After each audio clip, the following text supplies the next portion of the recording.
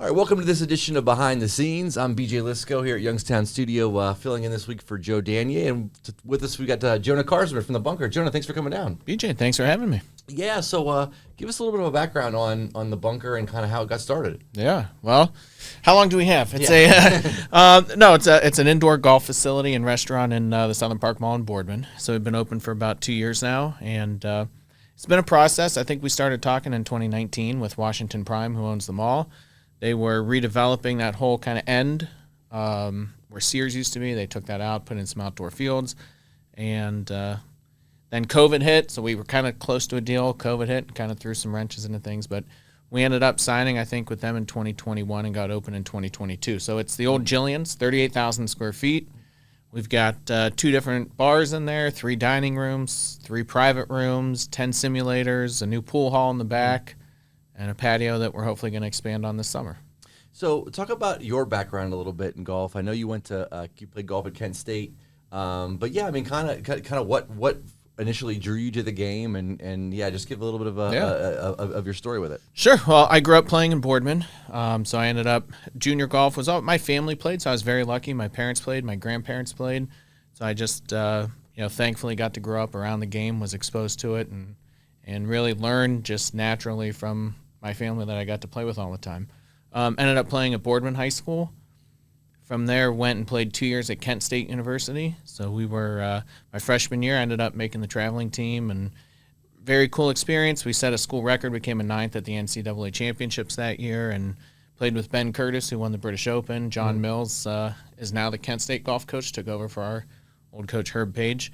So 2 years at Kent State, and then number of reasons I ended up transferring back to Youngstown State and was captain at YSU my junior and senior year. So a little different experience, but still enjoyed playing. Had a lot of friends from the area that were at YSU at the time, so knew everybody there, and had some good results. I think it was first team All Horizon League junior year, and then didn't play great senior year. But yeah, it was a good experience. I'm glad I got to experience both schools.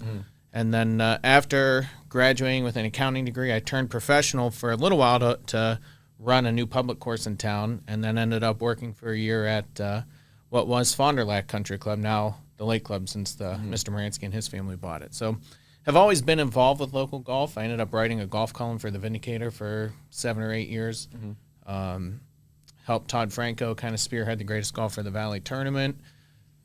Just, it's been a passion of mine, and when the opportunity came with the bunker, we, for the last kind of 5 years since the Golf Dome in Girard collapsed, we hadn't really had an indoor facility for golfers. And since we've opened, a couple other indoor facilities have as well, which I think is a good thing. The more people are exposed to golf simulators, I think the better for all of us. But it's been a passion of mine for as long as I can remember, and I'm glad to have a facility now to hopefully open the game to others. Any good stories of beating Ben Curtis?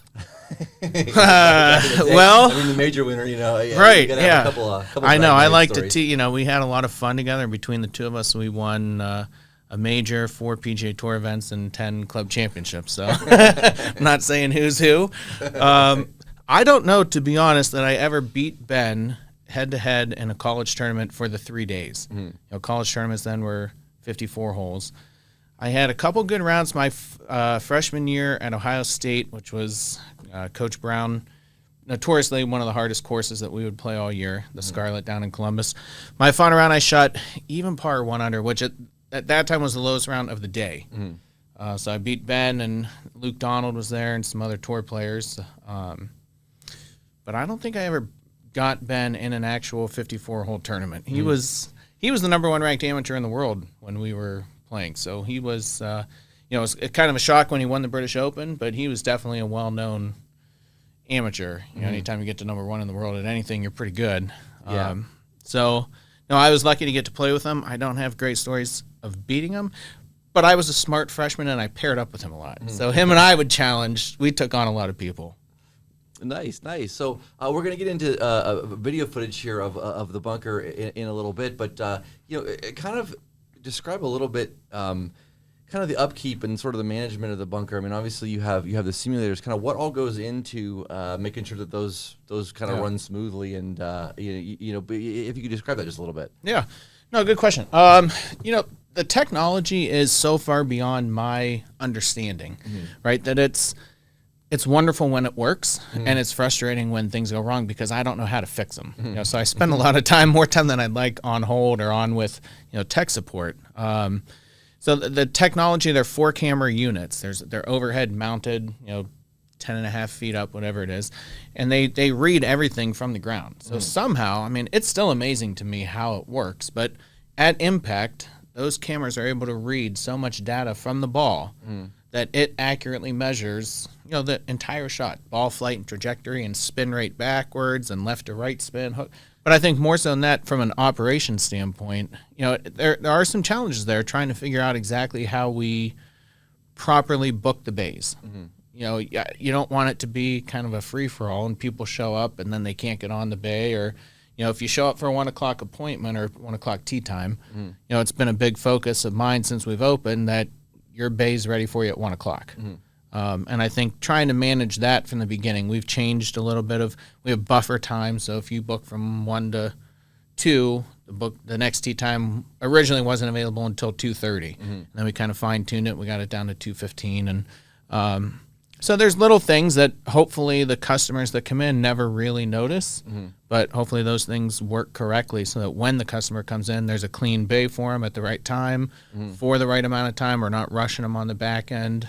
And then obviously, if they're there for the simulators, we need the simulators to work correctly. But we play Monday nights, and they're annoyingly accurate is how we describe them. So yes, what are some, I guess, the benefits? I mean, because somebody that's maybe new perhaps to indoor golf or hasn't tried a simulator, what are some of the benefits of it? I mean, you mentioned sort of the swing stats and in that sort of aspect of it, but yeah, what are some of the benefits of the simulators as opposed to just going out and hitting a bucket of balls out on the range? Great question. So I have been pleasantly surprised by the positive feedback that I experience practicing in the simulators. I think people say, they're not the same. Are they this? Is it the same as hitting off of a perfect lie in the fairway? No, because you're not getting the same type of divot, but it's not that different. And once you hit 10 shots, I mean, my irons are the same yardage inside and outside. But benefits to practicing on the simulators versus just hitting a large bucket is you get so much data with every single shot that it's almost it's impossible to replicate just on a driving range without some sort of technology with you. Even at a range, I could tell, and I'm been a scratch golfer for a while, I can only tell so much. I hit it good. I could tell by the ball flight if I put a little bit more backspin on it based on the flight. Obviously, I could tell from a hook or a slice. But, the exact carry yardage, I don't really know. In my head, I think it's 150. It could be 146, could be 153. That 7-yard difference when you're out on the course playing, for money in a tournament, whatever the case may be, that makes a big difference. When you're hitting in the simulators, you know the exact carry yardage on every shot that you hit. And you can see from all the data. Now, I don't use every piece of data. It's a little bit beyond my, more of a field player. But you could see so much data on every shot that just can't be replicated when you're hitting outside. So if you just wanted to go out and swing and get loose, totally understand, go on the driving range, beat a small bucket of balls and feel like you're loose. But if you want to practice and work on your game and try to really identify, the result of what you're working on, I don't think you could beat the data that comes with using the simulator. This episode was brought to you by Youngstown Computer, the Valley's technology company. We appreciate the loyalty and all you have shown us over the years, and it's our promise to serve all the technology needs of the Valley. Call 330-259-7278. We have both home and business services available. Everything from repair, installations, and new equipment. You can improve your Wi-Fi and have technology serve you better. Call 330-259-7278. Or you can schedule your appointment right now on youngstowncomputer.com and look for the red Book Now button. Obviously, the simulators have come a long way in a fairly short amount of time. They've gotten really, really advanced and like you said, sort of ultra accurate. Is there anything kind of on the horizon that you see sort of technology wise with the simulators, as far as maybe other improvements or just other, other kind of benefits that they're going to kind of add to it? To be honest, I don't know how much more accurate you can get on the full shots. Mm-hmm. They say it's accurate down to the yard. I find that to be pretty much the case. Every once in a while you'll get a shot that one reason or another is off, but you could tell, when you're playing, and you can take a mulligan when that happens. And it's rare. I think the short game, I think we'll see some advancements in. A friend of mine was down at the PGA show this week, and he called me from the Foresight booth, which is the technology company that we use, and said, everything's basically the same that we have at our facility at the bunker. The only difference is they've got some new putting features that I think we may or may not incorporate at the bunker in the future, where you could actually putt from different spots within the bay to an actual cutout hole in the bay. Right now we putt, and I think it's accurate. You putt off the mat, but you're not putting to a physical cup in the green in front of you. Where now the newer bays, and new like last week new. Foresight was showing some technology that let you hit from, my understanding was you could hit from different points within the bay, and it would pick it up and measure whether or not it actually made it into a cup, 15 feet over there. So I think the short game would be potential room for advancement, if that makes sense. I think the graphics will continue to improve. The cameras can only do so much. I think there's only so much data that they can read, and if it's accurate, it's accurate. I don't know that you can add more data points. But I think what's displayed on the screen can continue to advance.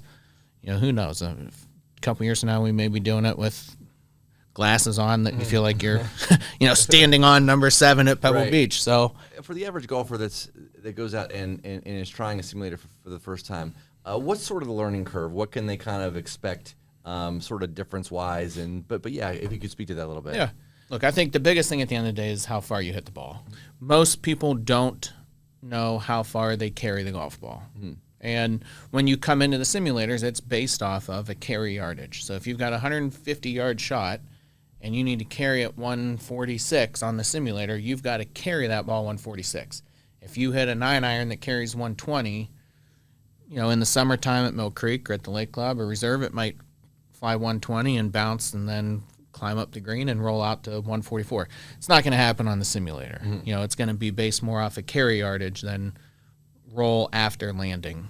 So I think that's really the main, from a user experience. I probably hear that more than anything else. Oh, these can't be right. I hit it way further than that. Yeah. I'm like, all right. Well, we'll go outside and I'll stand at 120 and see if you fly it way over my head. But I think the biggest thing that I had, or that I have just not a hard time getting used to, but the biggest kind of sort of adjustment is, you're hitting off the mats, when you hit a bad shot, and you are, like you said, it's annoyingly accurate because you're almost expecting, it's sort of like it's a screen and it's a screen and it's virtual, there should be some more forgiveness. There's no forgiveness. Right. No. Yeah. You got to experience it. Right. Oh, that felt bad. And then you're watching on the screen. It's like, oh, that's a bad one. Yeah. And obviously the mats make a difference. For people who practice in the summertime, even in the summer, right? It's not sunny. We're used to hitting on mats. If you're going to the driving range a lot, you're used to hitting on mats. If you don't, right? If you've never hit off mats, then there is a little bit of a different feeling at first when you come in to get used to just hitting off of a mat. You always have a perfect lie. The feedback from fat, I think when you hit it fat or heavy on a mat, you get away with it a little bit more on a mat than you do on a real golf course. I got you. All right, well, we're going to get into our video here, and Okay. feel free to narrate or talk about whatever we got going on. I got right. a lot of different shots here, but yeah, this is you guys over at right in the Southern Park Mall, right? Yeah, this is the entryway facing the old Dillards. This is our check-in counter. So we're in the back bar. There we go, the back bar at the bunker. We still got some poinsettias up from the holidays. So this is our back bar that really gets used on the weekends. We've got a projector back there for football games. The little cityscape over there. If we have some live entertainment, we usually set them up over there in that corner. And now this is heading down into our main simulator area. Got my father-in-law there. He'll be happy to get on camera. Papa Ray. There's myself and Jake Krugel. So you've got 8 simulators. Oh, back in the base. We've got 8 back at the bar. So we've got 8 simulators in that main area. And if you haven't been there, each simulator is its own hard wall, what we call a bay, simulator bay. There you go. So you've got, full walls on your right and left, which I've seen some places that don't have that. And I'm glad that we've got the full walls. I've seen people shank enough shots to know that those walls have come in handy. But yeah, so you rent out the bay by the hour. There's my buddy Sean hitting on the driving range. Here's how it works. Yeah, so this was a Monday night league probably. So we get people assigned to bays, and then we've got a private room there called the Ryder Cup room. But yeah, when you rent the bay, you've got the main screen, the TV on the right, you've got your computer and touch screen on the right as well. So this is, once you get signed in, you can pick anywhere from, there's 40, 50 different courses that you can pick from. And how often do they update the courses as far as like adding more to it, and how many are available at the bunker? You said like 40. That's a good question. I think we have 40 to 50. Each simulator bay is a little bit different.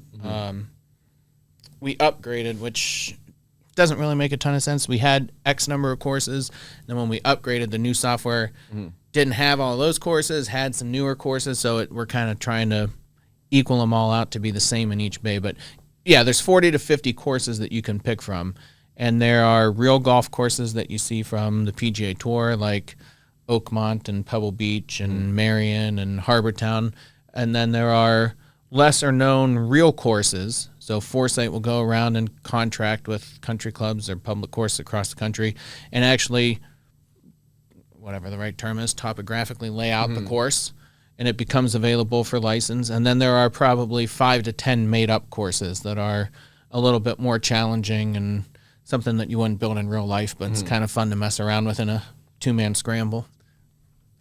So yeah, this is our, so you can see the shots. That's par 4, hole 14.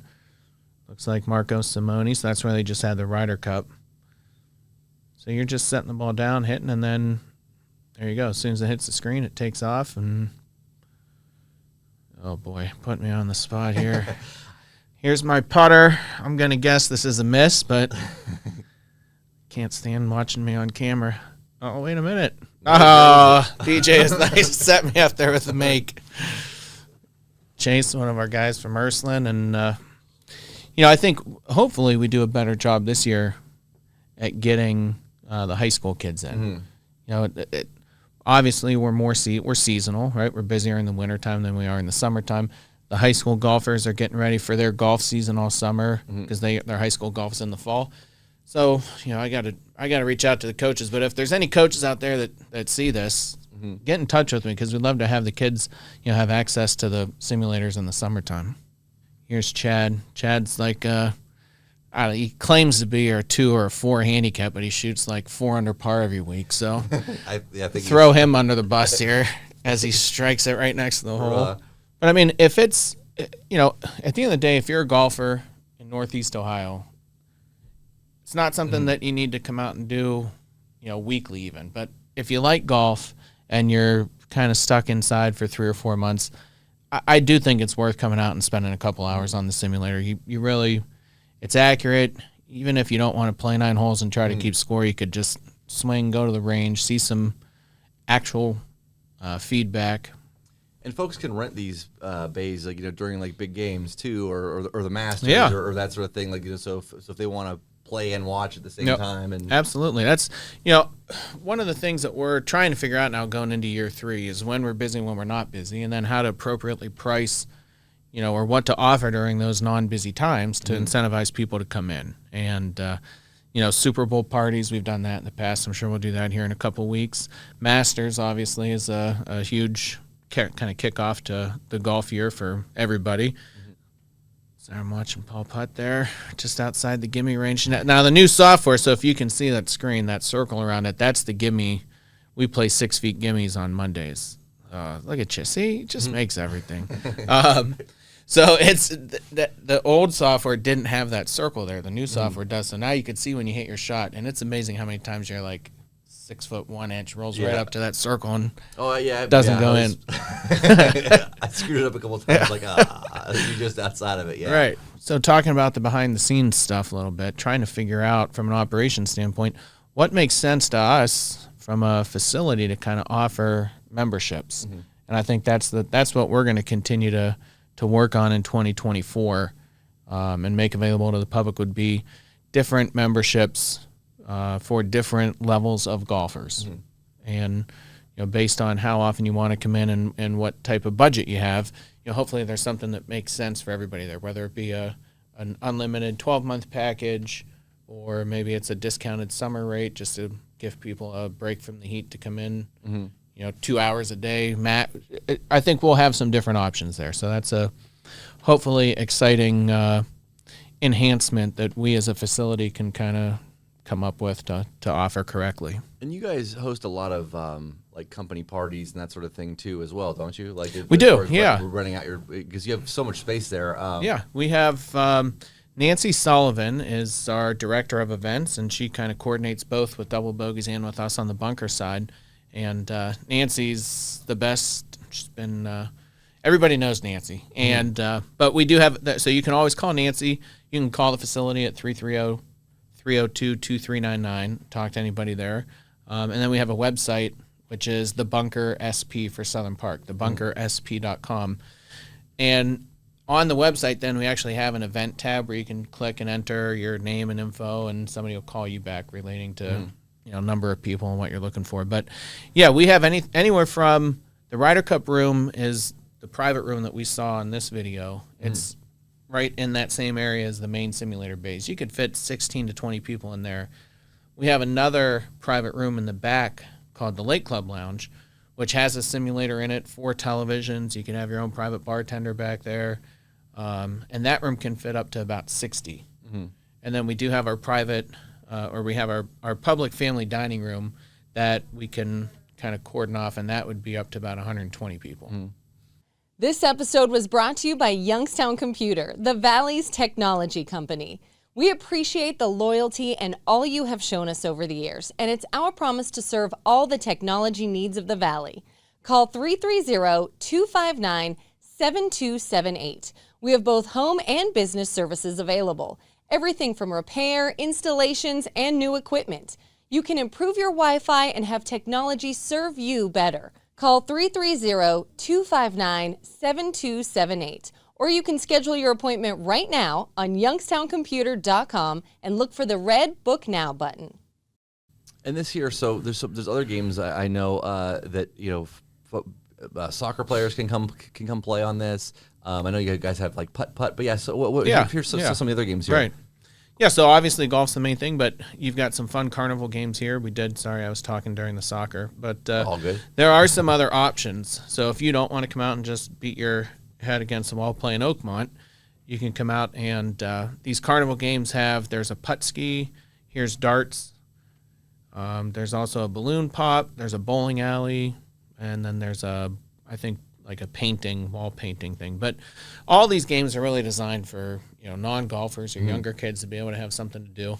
They're all ground-based. Okay, so the camera unit that we were talking about picks up everything from the ground. So you can do either golf or soccer for any of these games.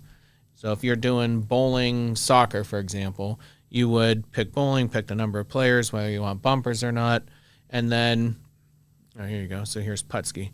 So this is the old skee ball, but you're doing it with a putter. So you get 10 turns, and my daughters beat me at this all the time. Not very good at the putt ski, but there's games. So you don't have to be a golfer. Come out, do soccer, do some of the carnival games, and then this is what we used to call the academy. This is our back room, so it's another huge space that we're trying to make as appealing as possible based on some of the feedback we've gotten. So we used to give some clinics back here.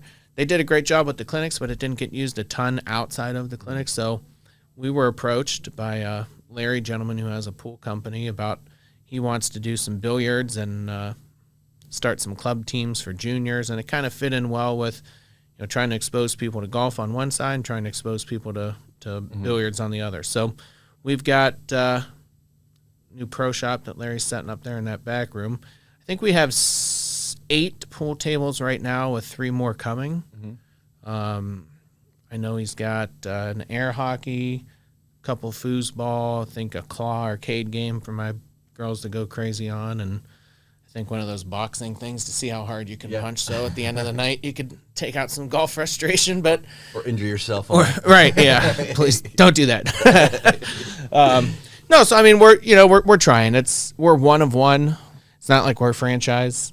We had an idea a couple years ago. The mall worked with us to get us to this point. Now it's kind of a figure it out from here. So we're have seen some consistent results now, being 2 years in, and now I think it's up to us to see how we can figure out, like I said, how to make it more appealing during those slow times, and how to continue to capitalize and provide the public with the service they want that they're hopefully getting during the busy times. And so one more time, I mean, how could folks get in touch with you? So we're at www.thebunkersp for Southern Park. So thebunkersp.com, and everything's accessible on the website. You could book simulator bays, and you could do party requests. The phone number is 330-302-2399, and from there you can either press 1 for golf and 2 for food. The phone lines are connected with double bogeys, so you can book dinner reservations, book a simulator bay. We also have, I didn't really talk about it, but Double Bogeys as our food and beverage partner. We just brought on Emmanuel's Pizza, has kind of joined us under our current setup. So we've added some pizza to the menu that's been pretty tasty here the first month or so that he's been up running. So hopefully we've got something that's appealing to, multiple demographics. You can always just stop in if you want to, but we have done a new membership that's been pretty successful for getting people in the door Monday through Friday during the day. It's a $50 a month, unlimited golf, outside of Friday at 5 through Sunday at 5. So those kind of prime times are still open play, but Sunday at 5 p.m. through Friday at 5 p.m., $50 a month, unlimited golf. We call it unlimited. I think it's a cap at 90 minutes a day or 120 minutes a day, but if you're coming that much, you're happy. Plenty of golf. Yeah, that's a lot of golf. But I mean, it's been good. So stop out if you like, or phone call. Just come on out and see us. All right, excellent. Awesome. Hey, Jonah, thank you so much for coming out, man. Yeah, thank you, BJ. Appreciate the time.